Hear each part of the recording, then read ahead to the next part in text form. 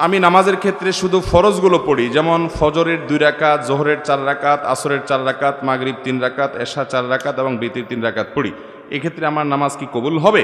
আমার ফজরের নামাজ প্রায় কাজা হয়, জোহরের সাথে মিলিয়ে জোহরের আগে সেই 2 রাকাত ফজরের কাজা পড়ে নেই, আমার নামাজ কি কবুল হবে? আমি নিয়মিত তাহাজ্জুদ পড়ি এবং বিতির তাহাজ্জুদের পরে পড়ি, কিন্তু হঠাৎ মাঝে মধ্যে ঘুম থেকে ওঠার সমস্যার কারণে ফজরের আজান হয়ে যায়, এমত অবস্থা বিতির পড়ার হুকুম কি? আমি নামাজের ক্ষেত্রে শুধু ফরজগুলো পড়ি, যেমন ফজরের 2 রাকাত, জোহরের 4 রাকাত, আসরের 4 রাকাত, মাগরিব 3 রাকাত, এশা 4 রাকাত এবং বিতির 3 রাকাত পড়ি। এক্ষেত্রে আমার নামাজ কি কবুল হবে?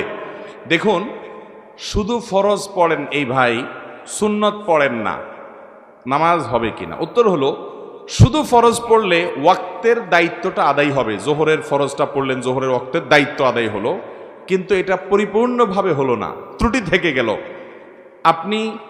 আপনি তরকারি খাইতে চাইলেন, তাহলে আপনার তরকারি খাইতে হলে সবজি লাগবে কাঁচা, পানি লাগবে, তেল লাগবে, পেঁয়াজ লাগবে, মরিচ লাগবে, লবণ লাগবে, ইত্যাদি ইত্যাদি লাগবে। এখন আপনি পানির মধ্যে কাঁচা সবজি সিদ্ধ করে রান্না করে নিয়ে আসলেন, লবণ, তেল, হলুদ কিছুই দিলেন না, তাহলে এটাকেও সবজি বলা যায়, কিন্তু এই সবজি কেউ খাবে না, আপনিও খাবেন না, ঠিক না বেঠিক? 5 ওয়াক্ত ফরজ নামাজ এটা পূর্ণতা পাওয়ার জন্য এর আগে পরে যে সুন্নত নামাজগুলো আছে সেগুলো হলো এরকম।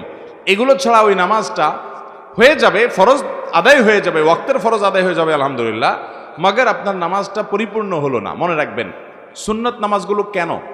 এই যে 5 ওয়াক্ত নামাজের ফজরের আগে 2 রাকাত সুন্নত আছে, জোহরের আগে 4 রাকাত, পরে 2 রাকাত আছে, মাগরিবের পরে 2 রাকাত আছে, এশার পরে 2 রাকাত আছে। এই যে সুন্নত নামাজগুলো আছে, এগুলো কেন জানেন?